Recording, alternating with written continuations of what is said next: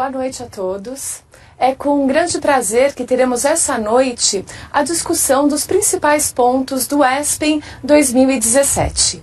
E para essa discussão eu conto com a presença de algumas celebridades aqui, alguns líderes de opinião que estiveram no ESPEN, acompanharam todas essas palestras e vão contar um pouquinho para a gente os pontos mais importantes e esclarecer algumas dúvidas. Então nós teremos o Dr. Dan Weitzberg apresentando algumas das aulas que ele assistiu, a doutora Maria de Lourdes, o Dr. Paulo Ribeiro e a nutricionista Maria Emília Sabri.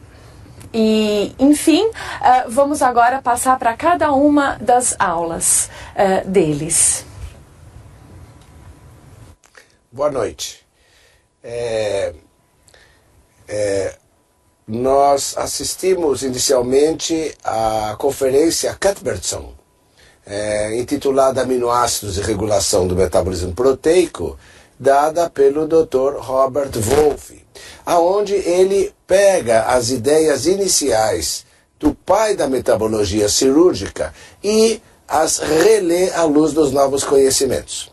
E Cuthbertson, já em 50, dizia ideias a respeito da taxa metabólica após um período de choque, a perda de nitrogênio na resposta catabólica, o papel no músculo no doador de nitrogênio nesta situação e o balanço nitrogenado negativo, mesmo com aporte nutricional adequado.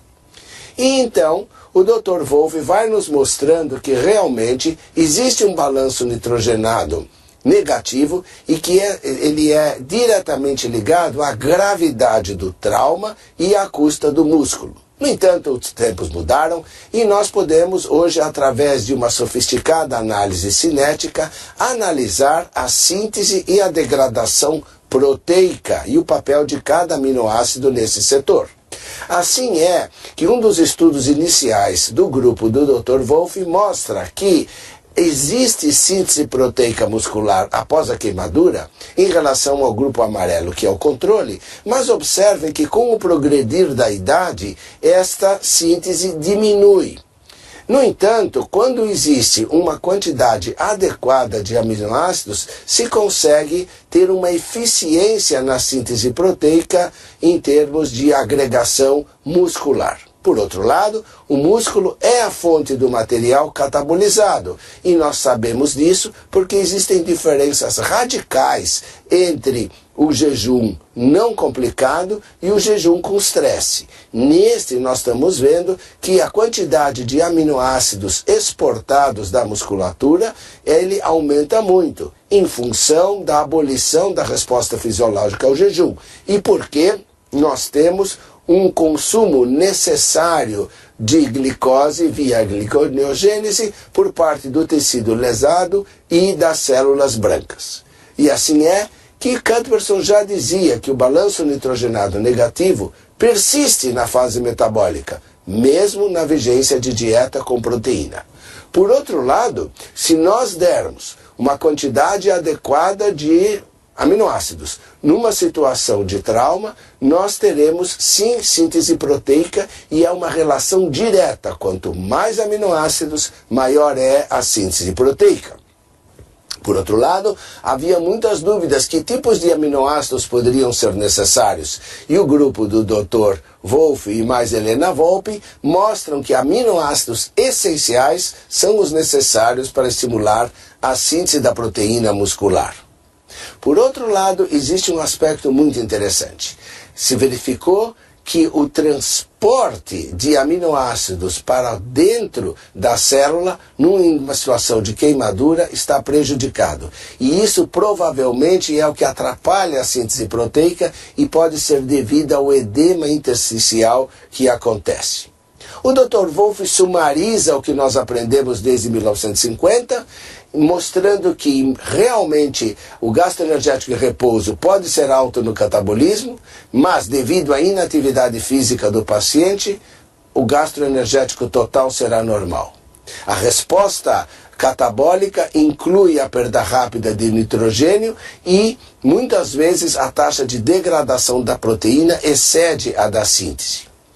e se o músculo é a fonte de aminoácidos para a cicatrização, a síntese proteica pode estar elevada se nós fornecermos uma quantidade adequada de aminoácidos.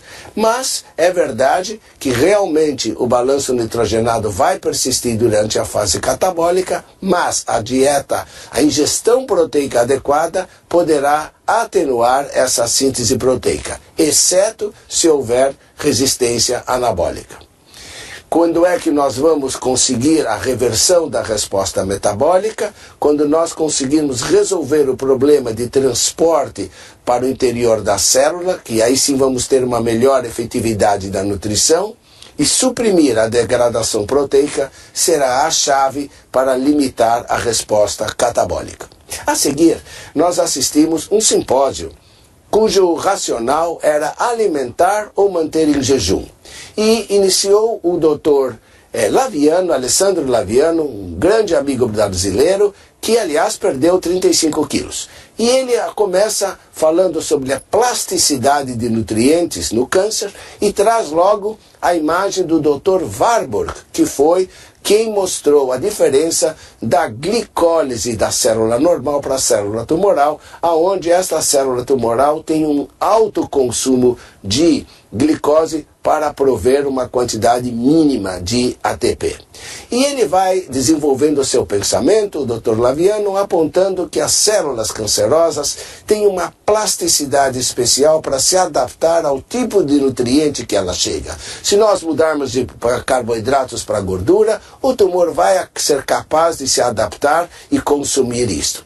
E ele vai resumindo, mostrando que é a disponibilidade de nutrientes que influencia o estado metabólico de células normais, que elas têm essa plasticidade metabólica altamente deficiente, o que dificulta desnutrir as células cancerosas, e essa plasticidade ela vai ser dirigida por fatores ambientais, que incluem inflamação, agentes químicos e nutrientes. Alguns estudos mostram que existe um certo tipo de uma pressão metabólica crônica e de certas intervenções cíclicas agudas que poderiam auxiliar no manuseio de células cancerosas. E nesta situação, aí a dieta poderia oferecer oportunidades especiais. A seguir, veio o Dr. Philip Calder e ele choca a audiência ao apresentar que óleo de peixe pode ser prejudicial para pacientes com câncer. Na realidade, o Dr. Calder apresenta inicialmente as vantagens do uso de óleo de peixe rico em ácidos graxos ômega 3, que reduz o risco de carcinogênese e, quando utilizado em pacientes com câncer, podem melhorar a ingestão energética, apetite, peso, qualidade de vida. E existem sinais muito claros sobre a eficiência metabólica e de biologia molecular em que os ácidos graxos ômega 3 podem atuar em câncer, inclusive melhorando a resposta à quimioterapia. Mas o que acontece é que surgiram informações que certas células mesenquimais induzem a resistência à quimioterapia, por meio da liberação de um tipo especial de ácido gráxico e que acaba levando resistência ao platino. Esses ácidos graxos são chamados PIFA, Platinum Induced Fatty Acids. E vejam que são de 16 carbonos, 4 duplas ligações e ômega 3. E o PIFA está aumentado na quimioterapia com platino em pacientes. E se nós observarmos esse estudo experimental, vemos que células mesenquimais inibem a ação do cisplatino em animais portando tumores e que em pacientes com câncer existe um aumento de 16,4N3, ou seja, o PIFA, em quimioterapia baseada em platina. E quando se administrou PIFA a animais recebendo cisplatino, houve também uma resistência ao cisplatino, mas isso não aconteceu com o eicosapentenoico. Bem, os peixes podem ter certas quantidades de PIFA, as maiores quantidades são encontradas em anchovas e sardinhas, Só que essas quantidades são mínimas. E um bom exemplo são os japoneses que comem muito peixe e veja a quantidade ínfima de PIFA no seu sangue. E, na verdade, investigações da Vera Mazuraki acabaram mostrando que os estudos clínicos em quimioterapia com óleo de peixe não mostraram resistência à platina. Por fim, nós temos o Dr. Gunnar Euk, que discutiu se devemos alimentar ou jejuar os pacientes com câncer. E ele dividiu a apresentação dele em duas etapas. A primeira, o que está claro. E é o que nós já sabemos, começar nutrição trófica precoce, lentamente até 25 calorias por quilo, irmos mais lentamente, usarmos com segurança a nutrição parenteral suplementar e evitarmos a hiperalimentação. Sabemos que dar 80% das necessidades calóricas pode reduzir a mortalidade, mas isso não é verdade para a carga proteica, que deve ser dada de uma maneira direta, ou seja, quanto mais proteína, menor é o risco de mortalidade nesses pacientes. Surge então o problema da autofagia, que talvez possa ser explicado por uma sua supressão temporária na fase aguda, como propõe o prêmio Nobel Yoshinari Uzumi. E aí ele aponta o que não está claro. Qual será, na verdade, o limite tolerável inferior de ingestão energética em pacientes de alto risco nutricional? Qual é o verdadeiro impacto na evolução funcional a longo prazo? Será que nós sabemos já qual é o papel clínico da autofagia na ausência de hiperalimentação? E no final das contas, oferecer alta dose de proteína é bom ou ruim? E o doutor termina dizendo que a chave para o sucesso é monitorizar a terapia nutricional de acordo com a tolerância metabólica individual. Nós já recebemos algumas perguntas mais relacionadas ao PIFA. Acho que a principal delas aqui é se os suplementos nutricionais com EPA contêm PIFA? Não. Boa pergunta. Não existe PIFA nos suplementos industrializados que contêm EPA e DHA. Ele é encontrado, como mencionei, nos peixes, principalmente anchova e arenque. Perfeito. Bom, então eu imagino que a gente possa passar para as aulas assistidas pela doutora Maria de Lourdes. Boa noite a todos. Nós vamos apresentar para vocês duas mesas que foram bastante interessantes nesse 39º Congresso da ESPEN. A primeira mesa que a gente apresentou, a gente assistiu, fala sobre, na verdade foi um simpósio satélite, e que fala sobre Promise Emmanuel. É um simpósio Promise Emmanuel, então os autores, os moderadores da mesa foram os autores desses dois grandes projetos, que é a Volkert e a Visser, e nós vamos mostrar para vocês a diferença desses dois projetos da União Europeia, projetos bastante interessantes, voltados exclusivamente para a população idosa. Considerando que os idosos que vivem na comunidade representam 90% a 95% da população idosa, a desnutrição varia de 13% a 30%, e eles consideram que a tentativa de prevenção da desnutrição pode reduzir custos clínicos e financeiros nessa população. A gente vê que esses dois nomes, Promise Emmanuel, são dois acrônimos. O projeto Promise é um projeto de prevenção, totalmente diferente do projeto Manuel, que é um projeto de identificação de critérios de desnutrição, de rastreamento e assim por diante. Então, olhando com um pouquinho mais de detalhes, o Promise, a gente vê que ele é feito em 5 países europeus. Ele iniciou em 2016 e está previsto que ele vá até 2021. E o objetivo principal dele é realmente contribuir de uma maneira que a prevenção leve ao envelhecimento mais ativo e saudável do idoso. Esse é o grande objetivo desse projeto. A partir daí, ele procura entender a relação que existe entre dieta, baixa do apetite nessa população, atividade física e as mudanças biológicas naturais do idoso.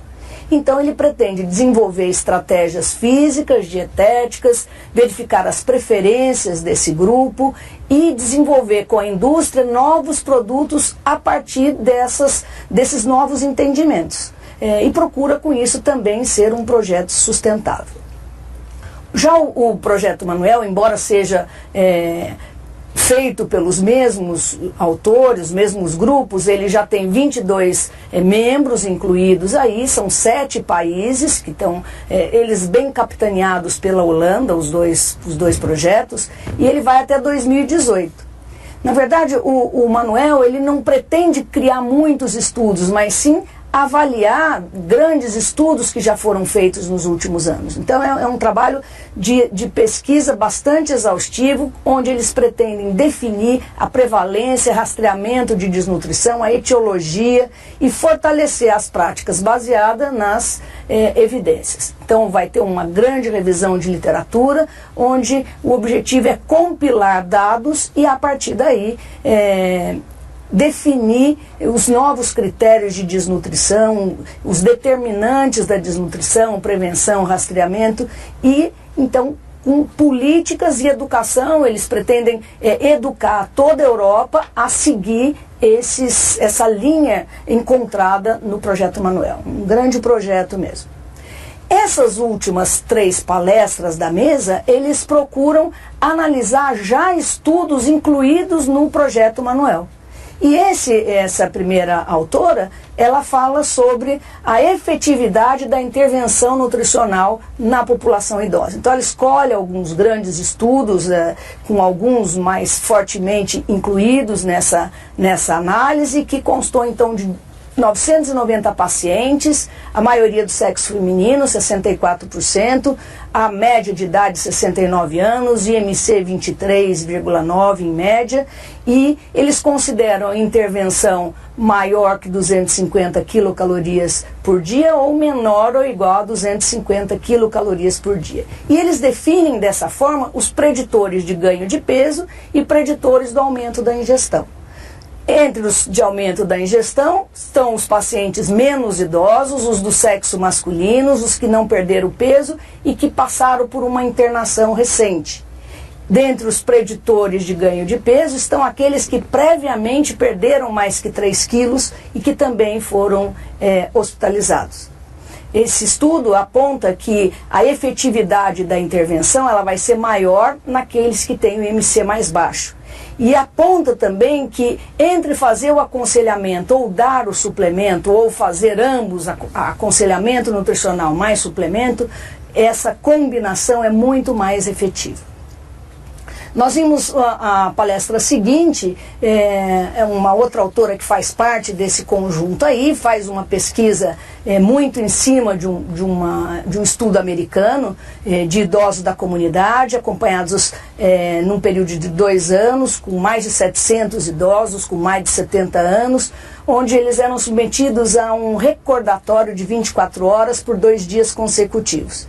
E o objetivo era avaliar a ingestão proteica total e a distribuição da ingestão de proteína ao longo do dia. E eles verificaram que aqueles que comiam mais proteína no café da manhã também eram os que comiam menos proteína ao longo do dia. Então, eles, apesar de fazer uma ótima ingestão no café da manhã, incrivelmente pelo tipo de população, eles acabam comendo menos proteína total. Mas precisa ainda, desculpe ter um erro, mais estudos para verificar melhor essa evidência. A nova palestra, ela mostrou também dados da Holanda, onde a desnutrição hospitalar lá é de 18%, que é a mesma de caso de repouso, diminui para 12% em home care e para 7% aqueles da comunidade que não estão em home care. E o objetivo dessa compilação de dados que ela fez foi verificar a relação entre a qualidade da dieta e a associação com desnutrição.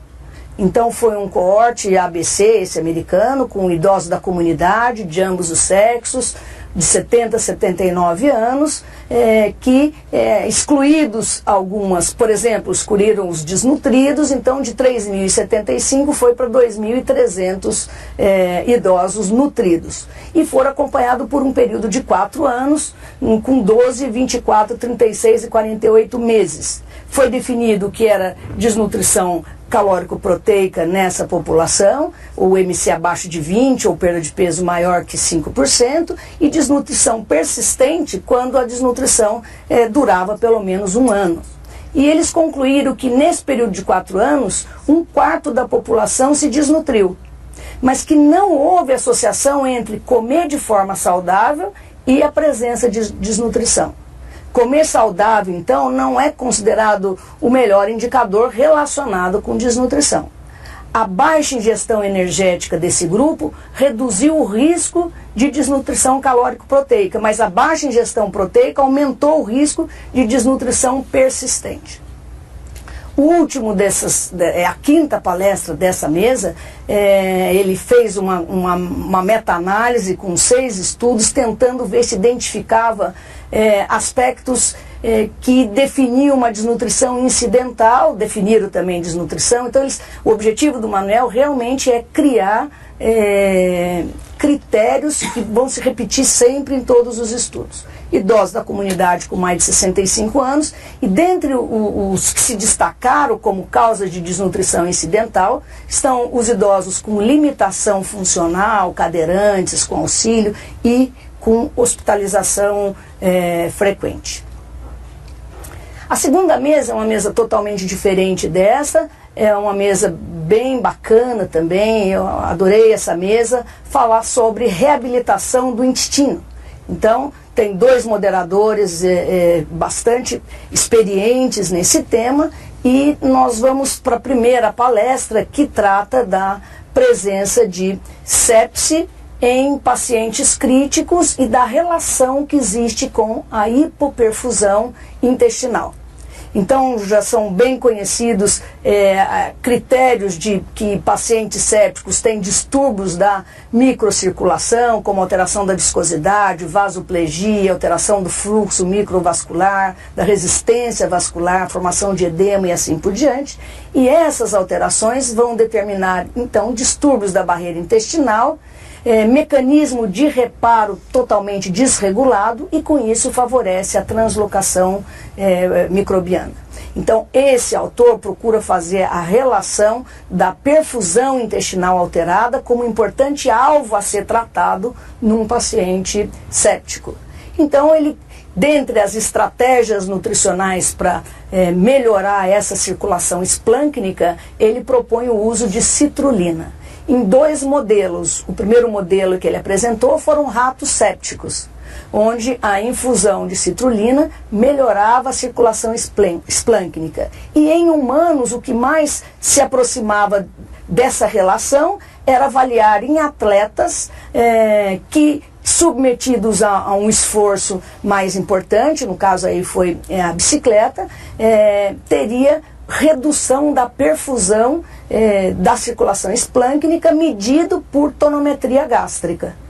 Então, esses 2 modelos de estudo mostraram que a citrulina foi capaz de melhorar a perfusão.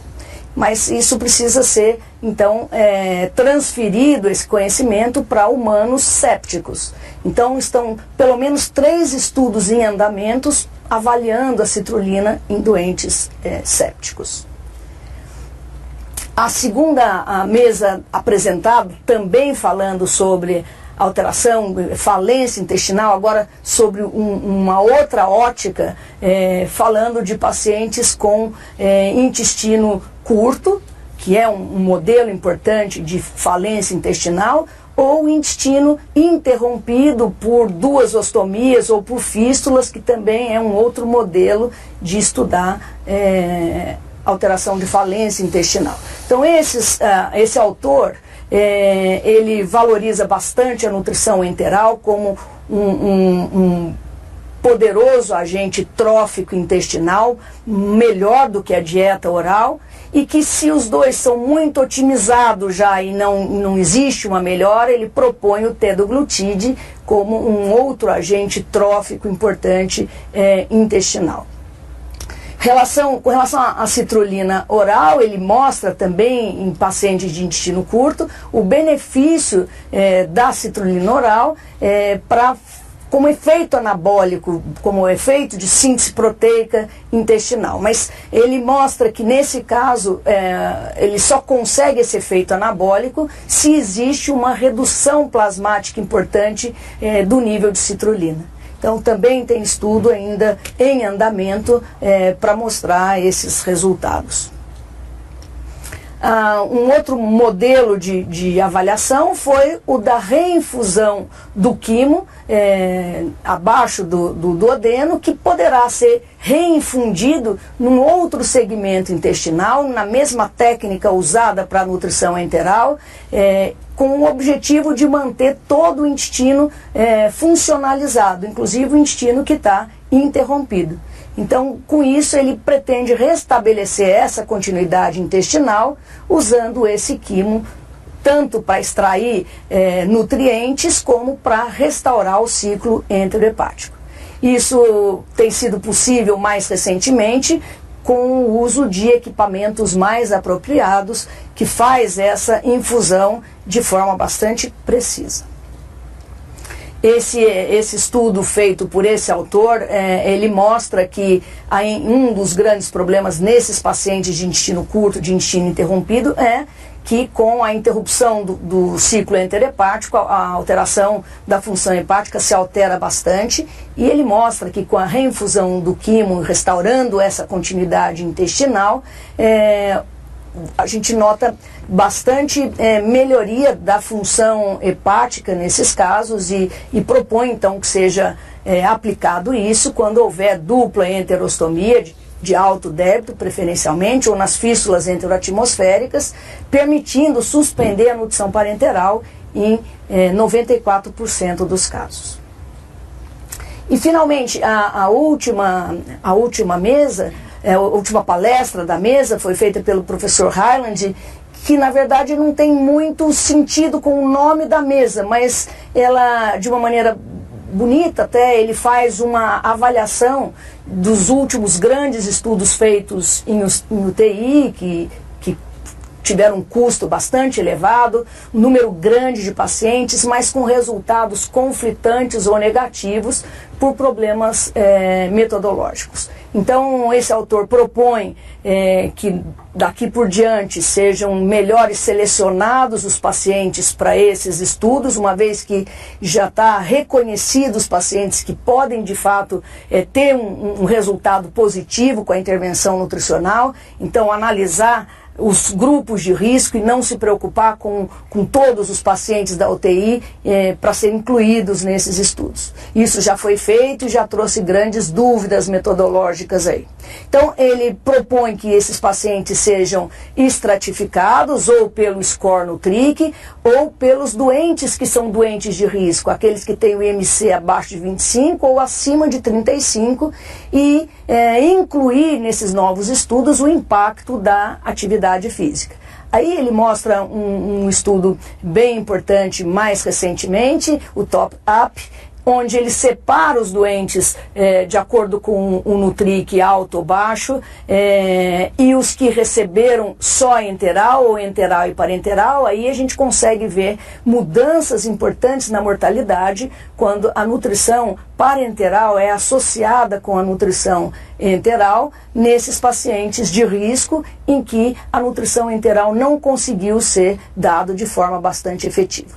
Então essa foi essa segunda mesa que eu considerei uma mesa bem gostosa de assistir nesse evento. Obrigada a todos. Observando as perguntas que estão chegando, acho que o simpósio Promise e Manuel tiveram mais questões. E acho que a principal delas é qual o papel da ingestão da proteína na desnutrição no idoso? Veja, esses estudos todos estão em franco andamento ainda, né? Eles não não foi concluído ainda. A proposta do Manuel é realmente concluir dados importantes. Mas o que um desses estudos já mostrou é que pacientes que fazem uma ingestão proteica maior, isso realmente tem um impacto importante na redução da desnutrição persistente. Diferente da ingestão calórica. Então, realmente, ela parece que vai ser um caminho importante para o idoso no final da avaliação. Eu acho que as pessoas estão bem interessadas em proteína e chegou uma questão do Pedro para o Dr. Dan, perguntando quanto fornecer de proteína para o paciente com câncer. Pedro, é uma pergunta importante e isso está respondido pelos guidelines novos. Agora em 2017 a ESPEN mesmo publicou o seu guideline de câncer e aumenta-se a oferta proteica a partir de 1,2 gramas de proteína por quilo de peso, mas com possibilidade de passar adiante, chegando a 1,5 e em casos selecionados até mais do que isso. Então é claro que devemos respeitar os limites renais e hepáticos desses pacientes, mas já existe claramente na literatura europeia e também americana a indicação de aumentar a oferta proteica para os pacientes. Eu acho que a gente vai ter mais informações sobre isso com as informações que a Maria Emília trouxe para a gente. Mas agora eu acho que a gente pode acompanhar o que o Dr. Paulo observou nas palestras que ele assistiu. Então, boa noite a todos. Na verdade, as minhas palestras tiveram um cunho muito calcado na sarcopenia do paciente em diversos cenários clínicos. A sarcopenia do paciente na UTI, a insuficiência muscular no câncer, e algumas doenças consumptivas, como a doença pulmonar crônica obstrutiva, fibrose cística, enfim, muito calcada nesses assuntos e muito calcado em algumas situações básicas de conhecimento, como bioquímica, a parte mitocondrial, e na realidade eu condensei essas palestras como se fosse uma aula para ter uma coerência mais didática e que talvez vocês possam compreender melhor, porque é um assunto um pouco árido. A grande preocupação então com a sarcopenia hoje, com a insuficiência muscular nesses diversos cenários, é que isso realmente incapacita o nosso paciente, que sai da terapia intensiva, ou que tem câncer, ou que tem uma doença consumptiva, levando esse paciente a ficar cada vez mais arraigado à sua casa, incapaz, sendo um peso para ele próprio, um peso para a família, um peso para a sociedade. E agora que nós acordamos para isso, nós estamos tentando mobilizar todo o conhecimento que nós temos no sentido de minimizar esses efeitos que nós causamos nos nossos pacientes, muitas vezes com o nosso tratamento, e entender que efeitos são esses que essas doenças consumptivas provocam na musculatura, principalmente motora desses indivíduos. Então, uma das primeiras perguntas é: por que esses trabalhos de reabilitação nem sempre mostram coisas positivas? Será que na realidade a reabilitação funciona? Ou será que os estudos não conseguem mostrar isso? E talvez um dos pontos mais importantes é que nós não estamos levando em conta, encarando a sarcopenia como uma síndrome, não estamos levando em conta a variabilidade, a heterogeneidade dos pacientes, que são todos colocados dentro do mesmo escopo da sarcopenia. Então, uma população extremamente heterogênea e provavelmente por esse motivo, por nós não estratificarmos essa população, talvez os resultados não sejam tão interessantes quanto a gente imagina. Então, há uma tentativa muito grande, e essas mesas mostraram muito isso, de se entrar na intimidade do conhecimento do que acontece na sarcopenia em níveis básicos, como por exemplo o nível da expressão genética, como esse trabalho mostra, em pacientes de terapia intensiva, que foram submetidos à biópsia muscular e foram submetidos a uma avaliação de expressão genética, com 7 dias de internação na UTI e depois com 6 meses após a alta. E o que vocês conseguem ver nesse desenho quadriculado, que parece um azulejo aí à direita, que existe aos 7 dias alguns genes que alternam a sua expressão genética, diminuindo, ou seja, a sua expressão genética. Outros genes aumentam a sua expressão genética em períodos diferentes, são expressões genéticas diferentes no 7º dia e nos 6 meses de pós-alta da terapia intensiva. E nesse quadriculado, nesse losango do meio, vocês têm genes que se imbricam em termos de redução de expressão genética ou aumento de expressão genética exatamente nos 2 períodos. E tudo leva a crer que essas alterações de expressão genética têm tudo a ver com disfunção mitocondrial, que é um passo extremamente importante para a gênese da sarcopenia. Então, dentro das mitocôndrias, aqui vocês veem nessa figura da esquerda, que a mitocôndria na área muscular, ela trabalha como se fosse um network, uma rede mitocondrial, e não aquela figurinha clássica de mitocôndria que nós conhecemos. E nessa figura da direita, nós temos os fatores, na realidade, que controlam o equilíbrio da função mitocondrial dentro da célula. Então, nós temos, por exemplo, um mecanismo como a fusão, que acaba levando ao aumento da massa mitocondrial, o mecanismo da fissão, que aumenta o número de mitocôndrias, e os mecanismos da biogênese, que na realidade significa uma síntese mitocondrial, e o mecanismo da mitofagia, que nada mais uma autofagia que destrói a mitocôndria incapaz, ou a mitocôndria doente, fazendo uma reciclagem celular. Então todos esses mecanismos, na realidade, são os responsáveis pela evolução saudável da mitocôndria e pela função saudável da mitocôndria, pelo turnover mitocondrial dentro da célula, incluindo da célula muscular.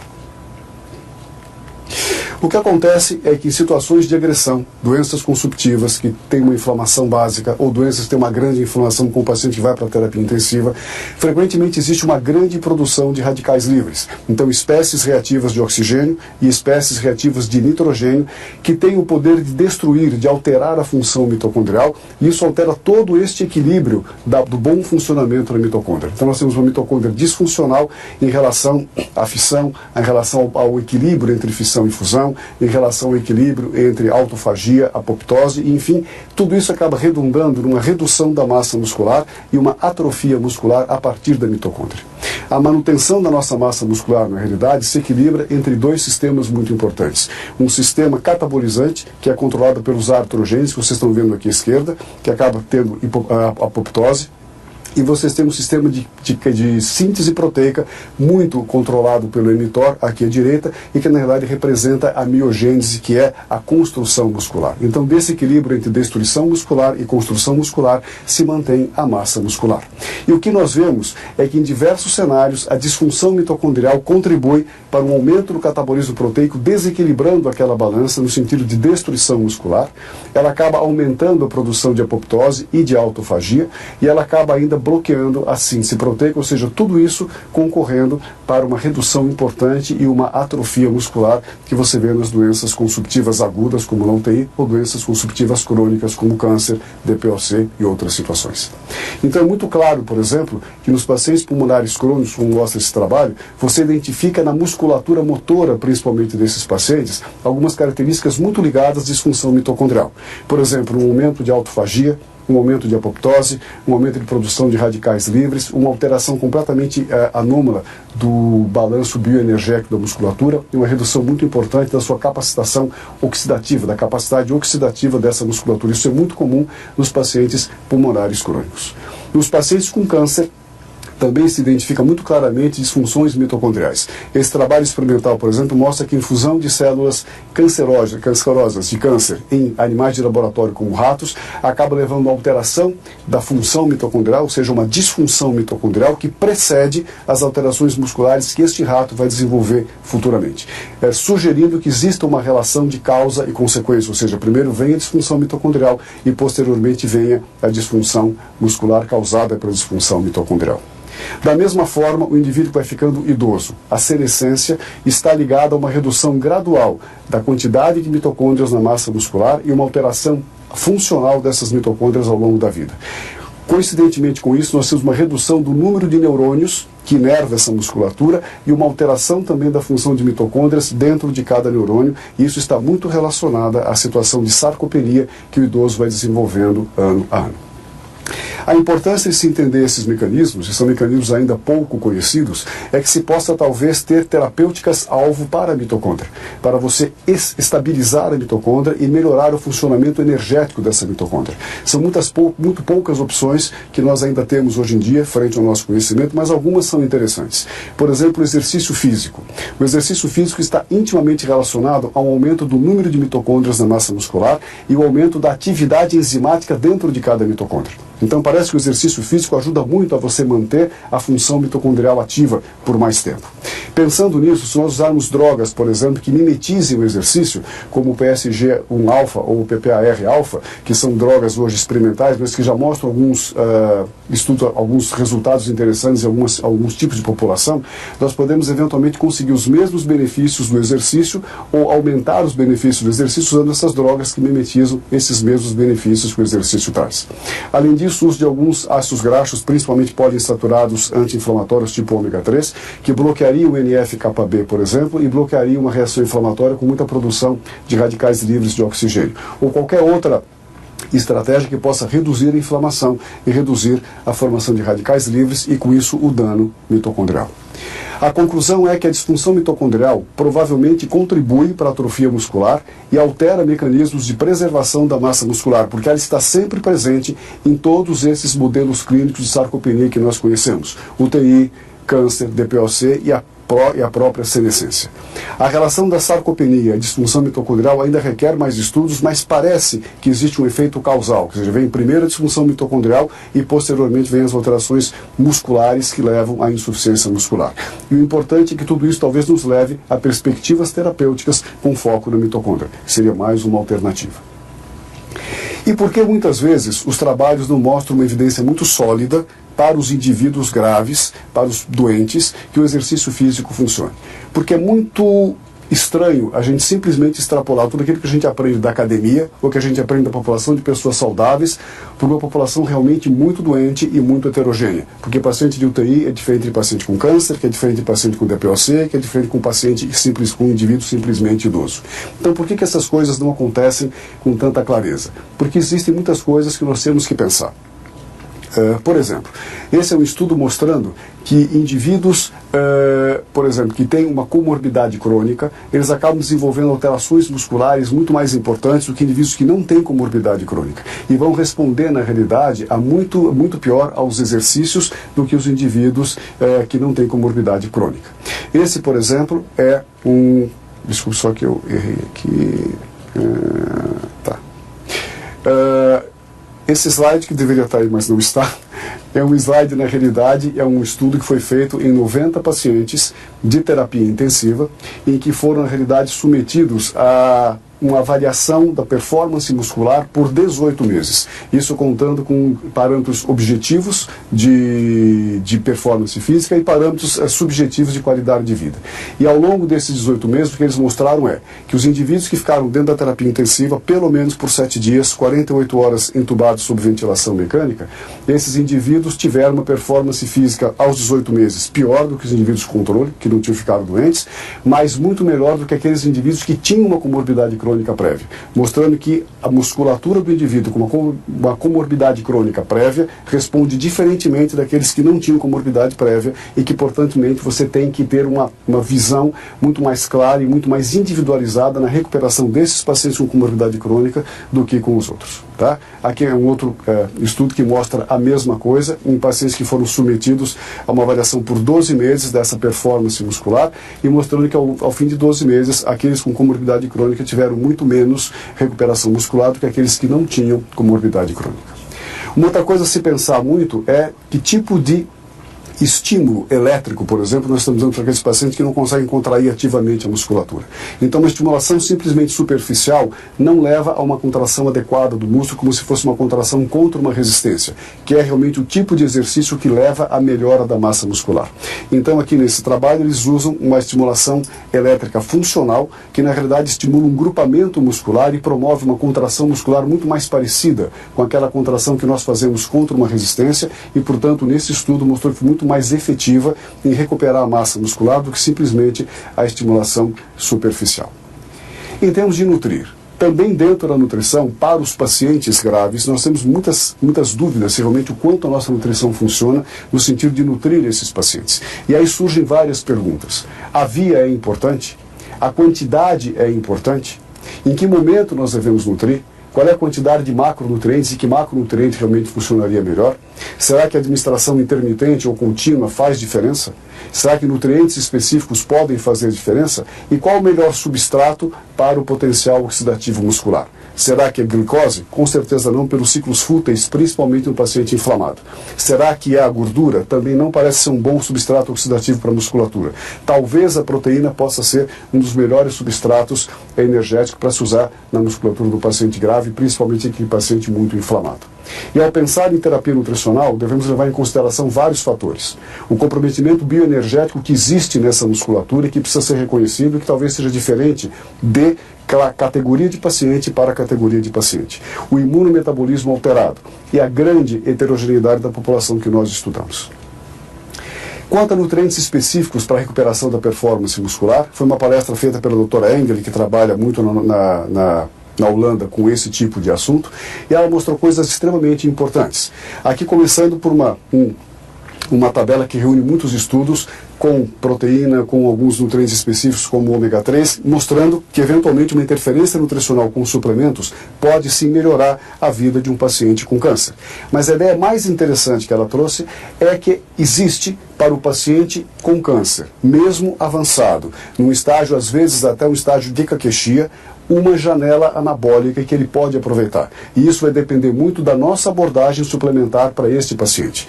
Então, dependendo do tipo de suplemento que você usa, do tipo de enriquecimento proteico que você usa, esse paciente pode sim aproveitar essa janela anabólica em uma população que nós até pouco tempo não acreditávamos que fosse possível melhorar de alguma forma o seu estado nutricional. E esse é um estudo que ela fez em pacientes com câncer de pulmão, não de pequenas células, e com câncer pancreático de pacientes já com um certo grau de perda corpórea de peso, de mais de 10% do peso, e mostrando com fenilalina marcada que a interferência com um suplemento completo, mais 15 gramas de aminoácidos essenciais, sim reverteu um aumento de síntese proteica para esses pacientes, mesmo no estado avançado do seu tumor.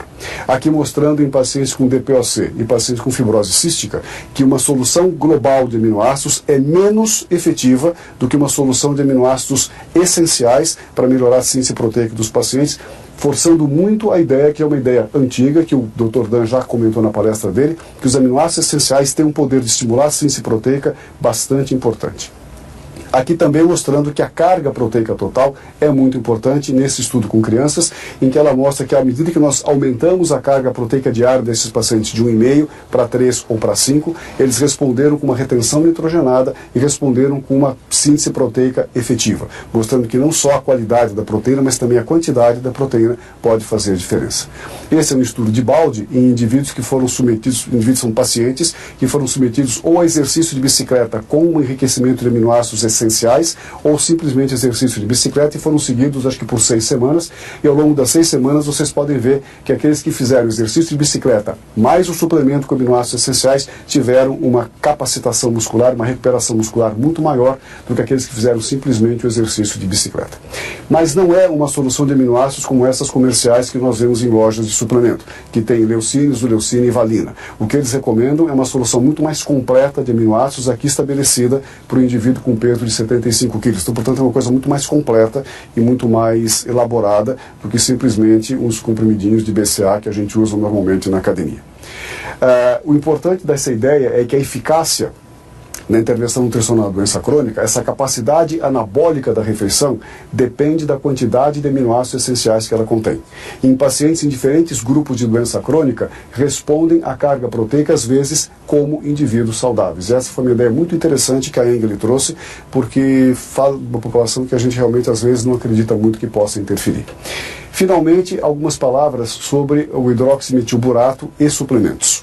Na realidade, existem muitos trabalhos mostrando que o HMB eventualmente possa melhorar o padrão oxidativo muscular, mas o que acontece é que na imensa maioria das vezes, quando se usa o HMB em muitos trabalhos, esse HMB vem junto com outros suplementos. Por exemplo, esse é um trabalho do Deutz, que fez um estudo com HMB e suplementos em pacientes idosos de hospital, e avaliou mortalidade, readmissão hospitalar e mortalidade na readmissão hospitalar.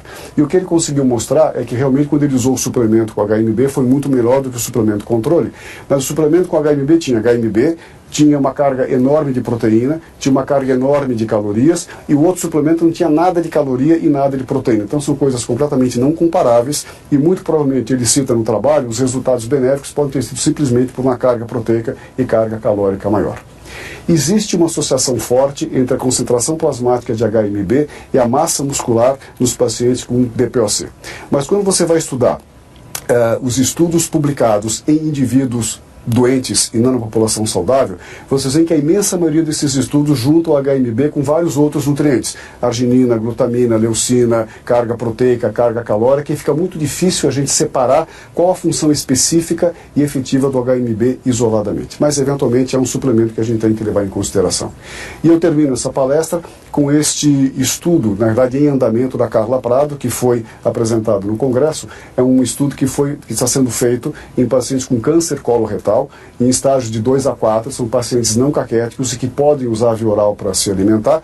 É um estudo com 12 semanas de intervenção, e a ideia é randomizar essa população para receber 1 grama por quilo por dia de proteína, por via oral, ou 2 gramas por quilo por dia de proteína. E os estudos até agora têm mostrado os resultados que aqueles que estão recebendo 2 gramas por quilo por dia de proteína por via oral, muitas vezes com auxílio de suplementos, têm mostrado um aumento de massa muscular e um aumento da funcionalidade muscular, mostrando também, mais uma vez, que às vezes só uma carga proteica mais alta pode ser uma estratégia muito importante nesse grupo de pacientes com câncer para manter a funcionalidade e a massa muscular. E é isso que eu tinha que dizer para vocês, desses conhecimentos que eles vão avançando lentamente no sentido de combater esse desastre pessoal, social e econômico que significa a sarcopenia. Muito bom. Você recebeu um abraço aqui de alguns fãs que trabalharam com você no Sírio. E eu estou recebendo algumas perguntas de oncologia. Então eu acho que é um bom momento da gente ouvir o que a Maria Emília trouxe para a gente, porque eu acredito que algumas das perguntas já sejam respondidas pela apresentação dela. Vamos ver então. Boa noite a todos. A parte que me coube então seriam três palestras. Novos alvos moleculares para a recuperação muscular no câncer, melhores cuidados nutricionais durante o tratamento do câncer, o jejum, alimentação antes da quimioterapia. Os novos alvos moleculares para a recuperação muscular do câncer foi toda uma conferência dedicada ao Dr. Firon, que foi um grande cientista, pesquisador nessa área de metabolismo do músculo. Então, sendo a caquexia definida como uma perda contínua de massa muscular com ou sem perda de gordura e que leva ao comprometimento funcional progressivo do organismo, é muito importante que se entenda a caquexia para saber a importância realmente de se buscar algo que possa interferir nessa cascata e que melhore os resultados para o paciente. E a caquexia, ou a perda de peso grave já podem estar presentes nos pacientes muito antes do diagnóstico, como a gente pode ver nesse slide, os pacientes de estômago e pâncreas, que um grande percentual de pacientes, de 26 a 38, quase 40% dos pacientes, já chegam com o diagnóstico já com uma perda maior do que 10% do peso. Isso tem uma relevância clínica importante, apesar de vocês, desculpem, desconfigurou aqui o slide, mas a caquexia ela produz, então, tem um impacto negativo, né, na resposta ao tratamento, uma piora na qualidade de vida, e isso também acaba repercutindo numa redução de sobrevida. A perda de massa muscular ela é influenciada por mediadores inflamatórios, por mediadores endócrinos, mediadores produzidos pelo tumor, pela redução na ingestão alimentar, pelo próprio tratamento de quimioterapia, por uma redução na funcionalidade e também pela idade. E a recuperação dessa massa muscular alguma coisa que novos alvos, né, que possam recuperar essa massa muscular estão na mira então dos pesquisadores, e eles podem ser resumidos em 3 grandes grupos, que são os anticatabólicos, os agentes anabólicos e metabólicos, e na genética, que ainda as pesquisas estão muito caminhando em passos muito lentos na área da genética. Com relação aos anticatabólicos, nós temos então a miostatina, que é um inibidor da síntese proteica muscular, e as terapias antimioestatinas, então, são 2 drogas, uma em estudos em sarcopenia e outra em estudo em câncer de pâncreas, que seria o bimagrumab e o landucrozumab. Um outro alvo seria então a interleucina e algumas proteínas que fazem parte da cascata então da autofagia, que é a interleucina, que é 6, que é encontrada no soro então de pacientes com câncer e linhagem de células tumorais, induz a autofagia, e a autofagia, que é um maior mecanismo de degradação muscular, né? E algumas proteínas então dessa cascata que foram encontradas em músculos de pacientes com perda de peso maior que 10%. As terapias hoje anti-interleucina 6 seriam o clazakizumab e tocilizumab. Com relação aos agentes anabólicos, então a menina dos olhos é a grelina, que é produzida pelas células do estômago, estimula a secreção do GH e promove então uma ingestão alimentar via o sistema orexígeno do neuropeptídeo Y. Os estudos que já se tem alguns resultados são os estudos Romana 1 e Romana 2, com anamorelina, que é um agonista da grelina. Esses estudos foram realizados em pacientes com ECOG performance entre 0 e 2 e com caquexia definida com perda de peso maior que 5% em 6 meses ou IMC menor que 20%. E a conclusão desses estudos é que a anamorelina aumentou significativamente a massa muscular em ambos os estudos, embora a mudança na força de hand grip não tenha sido significativa. Com relação a agentes metabólicos, então nós temos a OPA1, que é uma proteína mitocondrial que é ativada com a atividade física, né? E parece que a ativação da OPA1 ela tem um efeito promissor na preservação da massa muscular. Uma outra droga em estudos, então, seria um agente que pudesse inibir a expressão do PTHR, que é produzido então na célula pelo tumor, né, e que tem uma ação no tecido adiposo. E a inibição do PTHR também mostrou preservar a massa muscular e melhorar a força muscular. Com relação a novas drogas, o caminho ainda é árido, né? Não temos muitos efeitos palpáveis na mão. A mensagem que ele deixa nessa aula é que a fisiopatologia ela é um modelo misto de fatores que levam então a essa perda muscular. A identificação de novos alvos e a intervenção terapêutica estão em estudos que mostram respostas que possam ser promissoras, mas que a eficácia da terapia multimodal na caquexia ainda está entre intervir precocemente, a intervenção precoce feita por uma equipe multiprofissional especializada, que trabalhe com que o tratamento antitumoral seja o melhor, junto com uma terapia nutricional adequada e os melhores cuidados de suporte. A segunda, então, a aula que eu assisti foi com o Dr. Alessandro Laviano sobre os melhores cuidados nutricionais durante o tratamento do câncer, e ele começou, então, colocando sobre a importância de a gente entender os mecanismos que acontece então na caquexia de determinados tipos de tumores. Por exemplo, paciente com tumor pulmonar de pequenas células, com sintomas de febre e sudorese, essa caquexia seria em função do hipermetabolismo, de uma alteração metabólica, que é diferentemente de um paciente com tumor de cabeça e pescoço, por exemplo, de faringe, onde a diminuição da ingestão alimentar, a caquexia seria devido à redução dessa ingestão alimentar, né? Que é em função da disfagia. E entender também as opções de tratamento. O slide também desconfigurou inteiro, eu não sei o que aconteceu aqui, né?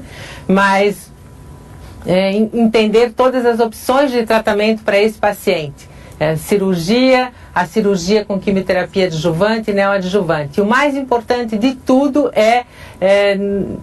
para evitar esse consumo, né, exagerado, seria que a gente atingisse as necessidades do paciente, que conseguisse, que é um desafio, que ele consuma entre 25 e 30 quilocalorias por quilo de peso e entre, se possível, pelo menos 1,5 grama de proteína por quilo de peso por dia, apesar de que o Dr. Paulo mostrou trabalhos em andamento de até 2 gramas por quilo de peso, mas o desafio seria que a gente conseguisse atingir. E o que significa isso? Significa, e ele exemplificou isso muito bem na aula, que um paciente com uma necessidade de 1.800 calorias que esteja ingerindo 1.600, ele não está... Eu tenho que conseguir atingir essas 1.800 e não simplesmente deixar porque ele está quase atingindo, né? E o mesmo acontecendo com o paciente com a proteína. Então, atingir essa cota proteica é muito importante e que se a gente conseguir isso, a gente vai estar fazendo o melhor para o paciente. E aqui, então, é um trabalho sobre o papel do estado nutricional e a intervenção em câncer de esôfago, tratados com quimioterapia. É um estudo com 258 pacientes com câncer de esôfago em quimioterapia com cetuximab, que apresentavam um índice de risco nutricional menor que 100, que são pacientes, então, em risco de desnutrição, um índice de risco nutricional menor do que 100, com 3 tipos de intervenção: o aconselhamento nutricional associado a suplementos orais e o aconselhamento nutricional associado à terapia nutricional interal. Como resultado, ele observou então que a intervenção nutricional melhorou a sobrevida, ela melhora a sobrevida quando ela é iniciada no início do tratamento, mas ela não funciona se ela já é realizada com o tratamento em curso ou tardiamente. E aí aqui então para mostrar o impacto, né, do estado nutricional na sobrevida do paciente, que realmente o paciente nutrido, né, em risco nutricional tem uma sobrevida menor, e um impacto ainda maior do que quando há uma intervenção nutricional. Isso realmente tem um impacto importante na sobrevida. Com relação a nutrientes especiais, ele trouxe os ácidos graxos ômega 3 como uma possibilidade, então, para pacientes com câncer avançado em quimioterapia, pacientes desnutridos ou em risco de desnutrição.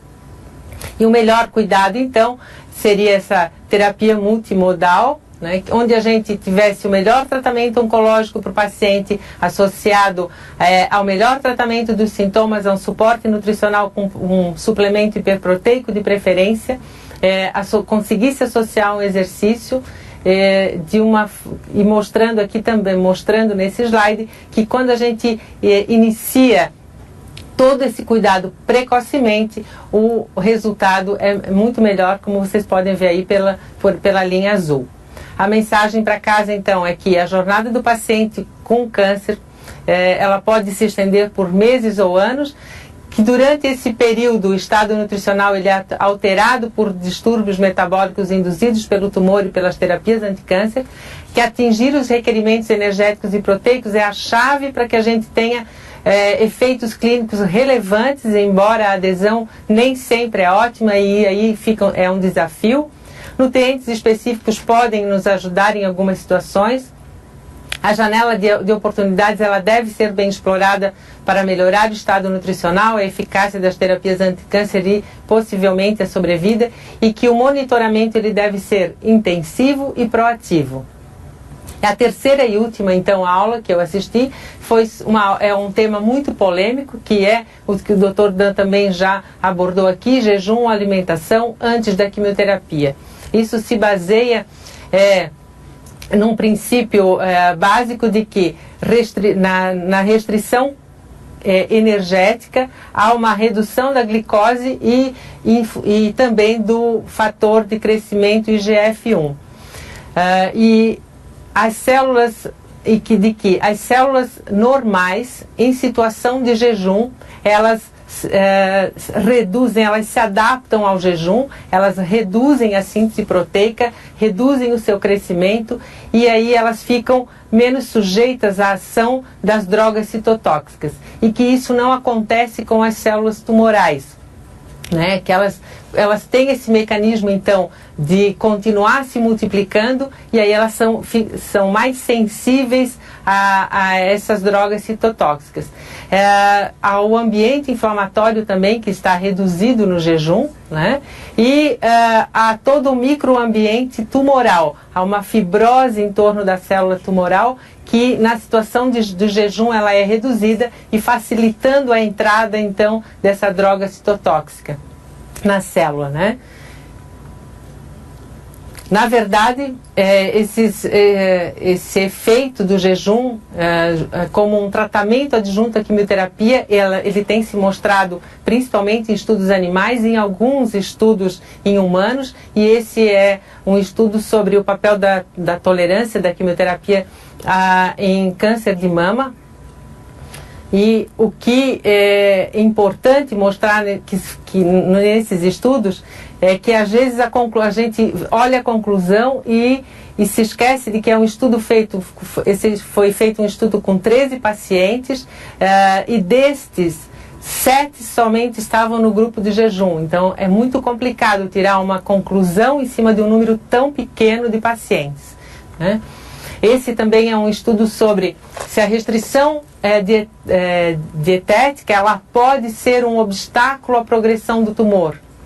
Então esse também é um estudo onde é realizado mais em animais e onde a conclusão é que a gente precisa de resultados em humanos a fim de verificar se realmente a gente tem um bom resultado e criar protocolos padrões que possibilitem a relação entre as abordagens dietéticas e o tratamento oncológico. Essa é uma posição da sociedade, então, italiana. O palestrante, ele é italiano, o Dr. Riccardo Caccialanza, e ele trouxe uma posição da sociedade italiana sobre o jejum, então, em pacientes em quimioterapia, onde a sociedade coloca que isso precisa ser confirmado ainda em humanos. Essa prática ela não é recomendada, principalmente em pacientes desnutridos ou em risco de desnutrição, uma vez que a perda de peso e a perda de massa muscular estão associados com uma toxicidade e dose limitante, e isso pode também aumentar a mortalidade desses pacientes em quimioterapia. E por fim, ele trouxe uma reflexão, né, sobre que essa desinformação e a forma como essa informação é passada para o paciente com câncer é muito perigosa, que apesar dos dados de evidência e centenas de publicações, livros e até sites da internet promovem dieta anticâncer e de suplementos, e aí mostrou, né, que se a gente clicar jejum, e isso tem várias publicações leigas nesse sentido, e o paciente que é ávido por alguma coisa que melhore o seu resultado no tratamento, ele vai acabar seguindo, e que isso pode ser muito perigoso. Então a mensagem que ele trouxe no final e que eu trouxe para compartilhar com vocês é que a gente tem que realmente, ele espera ser firme o suficiente para não regredir, para aceitar as mudanças e procurar novas mudanças, mas também não ir tão rápido a ponto de destruir o que a gente tem até hoje, né? Então, obrigada pela oportunidade de estar aqui, como disse a Thelma, junto com todas essas celebridades, né? E estamos à disposição de vocês. E de fato chegaram perguntas, o tema oncologia desperta bastante atenção e uma delas é perguntando se a recomendação de proteína para esse paciente com câncer é feita por quilograma de peso atual ou quilograma de peso ideal. Boa pergunta, é feita, todas as diretrizes colocam que é em cima do quilo de peso atual, tá? E surgiu uma dúvida aqui relacionada se a meta proteica, nesse contexto, ela acaba sendo mais importante que a meta calórica para esse paciente oncológico? Sim. Na verdade, assim, segundo a conferência do Dr. Laviano, a gente precisa alcançar tanto a necessidade calórica como a necessidade proteica. Mas nas outras aulas que a gente assistiu com relação ao câncer, a ênfase é dada muito na proteína, em alcançar a necessidade, a meta proteica. E sobre essa questão do jejum, se já existe uma recomendação de alguma sociedade para o jejum na quimioterapia? Não existe recomendação nenhuma. Então, como eu mostrei para vocês, a maioria dos trabalhos ali são experimentais ou in vitro, com células tumorais, e os trabalhos que existem em humanos são com um número muito pequeno de pacientes, não existe nenhuma recomendação nesse sentido. Acho que é o tempo para a última pergunta que acabou de entrar. Se alguma coisa sobre o uso de glutamina? A glutamina entra como o ômega 3, ele enfatizou que nutrientes específicos eles são bem-vindos em algumas situações, mas a recomendação é em cima de energia e proteína. Excelente, eu acho que a gente teve um ESPEN super rico e a explicação de vocês de cada ponto deixou ainda mais clara essas teorias, essas novas recomendações, essas novas tendências. Bom, é isso que a gente pôde trazer de highlights do ESPEN. O vídeo fica disponível para vocês nesse mesmo link, então se vocês quiserem rever e tirar dúvidas, é possível assistir novamente.